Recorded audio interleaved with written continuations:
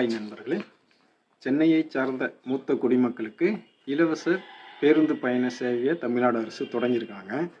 மூத்த குடிமக்களுக்கு இலவசமாக பேருந்துகளில் மாதத்திற்கு 10 தடவை இலவசமாக பயணம் மேற்கொள்ளலாம் அப்படிங்கிற ஒரு திட்டத்தை சென்னையில் முதல் முறையாக தொடங்கியிருக்காங்க.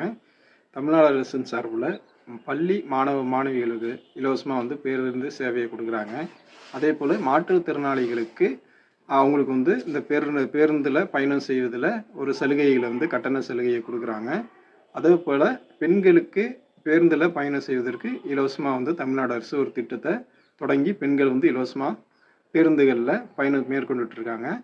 இது போன்ற ஒரு திட்டத்தை மூத்த குடிமக்களுக்கும் கொடுக்கணும் அப்படிங்கிற கோரிக்கை நீண்ட காலமாக இருந்துட்டு இருந்துச்சு.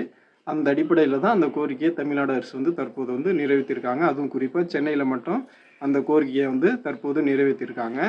மூத்த குடிமக்களாக இருக்கக்கூடியவங்க சென்னையில் வசிப்பவங்க மாதத்திற்கு 10 நாள் நீங்கள் இலவசமாக பயணம் அந்த பேருந்துகளில் பயணத்தை மேற்கொள்ளலாம் அப்படிங்கிற மாதிரி தமிழ்நாடு அரசு அறிவிச்சிருக்காங்க. இதற்காக ஒரு அடையாள அட்டையும் டோக்கனும் உங்களுக்கு வழங்கப்படும் அப்படிங்கிறது தமிழ்நாடு அரசு சொல்லியிருக்காங்க.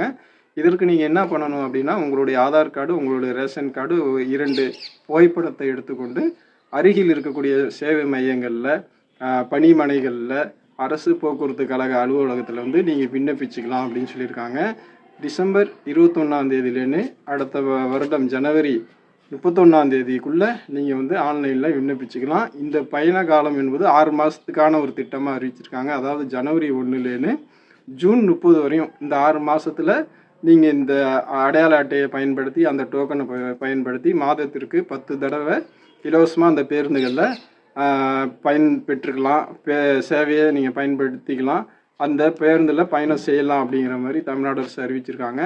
மூத்த குடிமக்கள் ஹாஸ்பிட்டலுக்கு செல்வதற்காக, மருத்துவமனைக்கு செல்வது, அது முக்கியமான தேவைகளுக்கு பேருந்துகளில் செல்லணும் அப்படின்னா இந்த திட்டம் ஒரு உதவியாக இருக்கும் அப்படிங்கிற அடிப்படையில் தமிழ்நாடு அரசு இந்த திட்டத்தை கொண்டு வந்திருக்கு. மூத்த குடிமக்களாக இருக்கக்கூடியவர்கள் இந்த திட்டத்தை சரியான முறையில் பயன்படுத்திக்கங்க.